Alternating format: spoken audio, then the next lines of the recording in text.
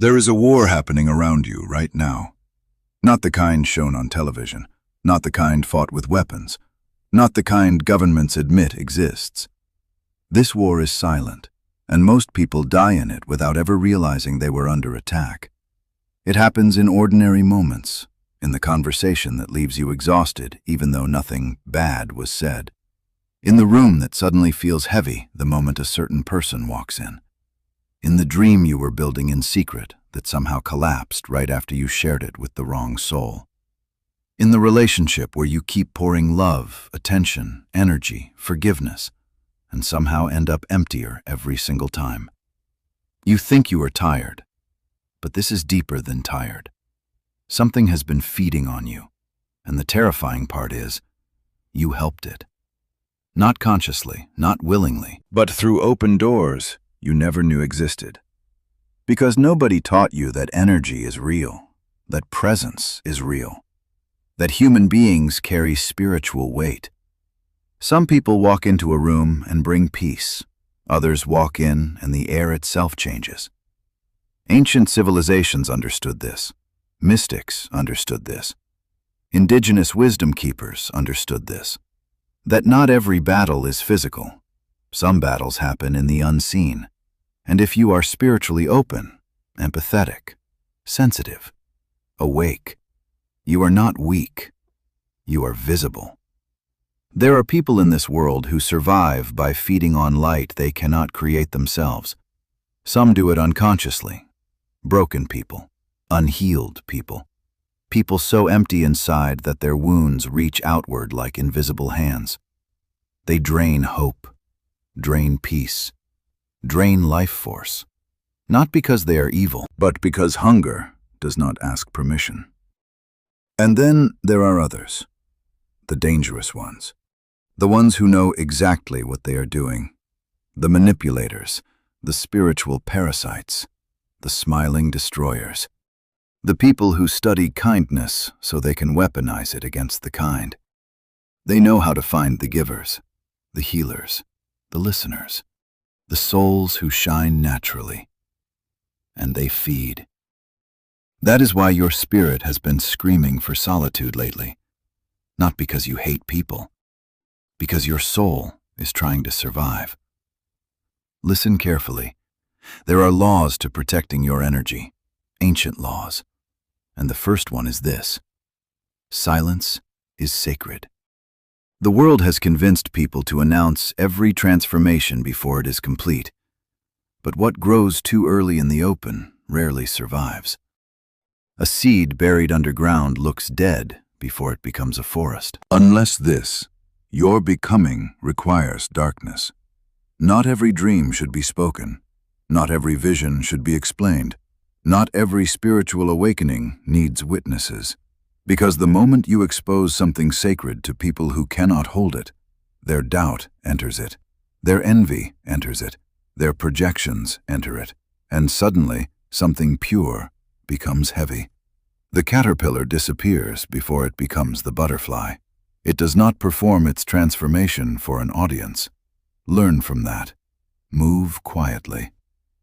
The second law: your body knows before your mind does.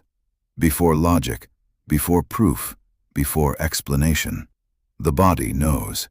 That tightness in your chest around certain people, that exhaustion after specific conversations, that sudden anxiety that appears from nowhere, that instinct telling you to leave, that is not weakness, that is ancient intelligence. But people have been trained to betray themselves, to stay when the soul says run, to smile when the spirit says protect yourself, to ignore the warning signs because they fear appearing rude. Meanwhile, their energy is being consumed in real time.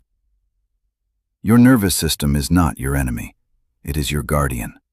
Trust it. The third law: what you feed grows.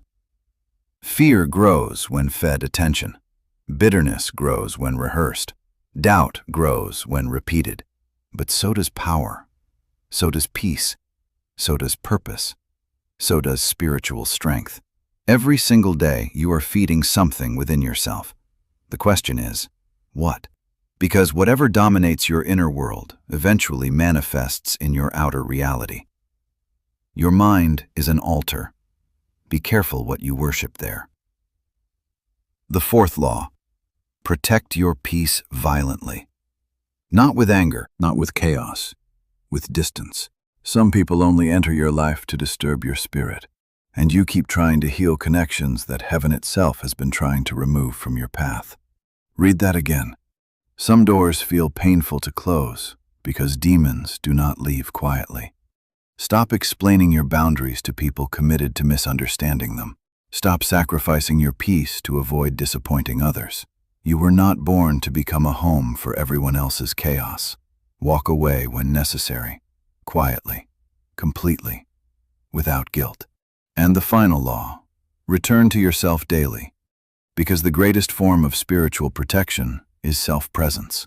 Most people are lost inside noise, inside performance, inside distraction, inside endless scrolling, inside other people's opinions. They have abandoned themselves, and abandoned souls are easy to control. So every morning, before the world touches your mind, sit in silence. Breathe. Listen. Ask yourself, who has access to my energy right now? Who has taken from me without permission? What have I allowed into my spirit that no longer belongs there? And reclaim yourself. Because a person fully connected to their own soul becomes impossible to manipulate, impossible to drain, impossible to destroy. Their light becomes protected. And understand this clearly: your light terrifies certain people, because it reminds them of everything they abandoned within themselves. So stop apologizing for your distance. Stop apologizing for your boundaries. Stop apologizing for protecting your spirit. A candle without protection does not stay lit for long, and the world is already dark enough. Do not let them extinguish you too. Protect your flame. Protect your mind. Protect your peace. Protect your energy. Protect the sacred force inside you that this world tried so hard to disconnect you from. Because you were never created to be consumed. You were created to awaken. And if this message found you tonight, maybe your soul was meant to hear it. Subscribe for more truths they never wanted you to remember. I will see you in the next one.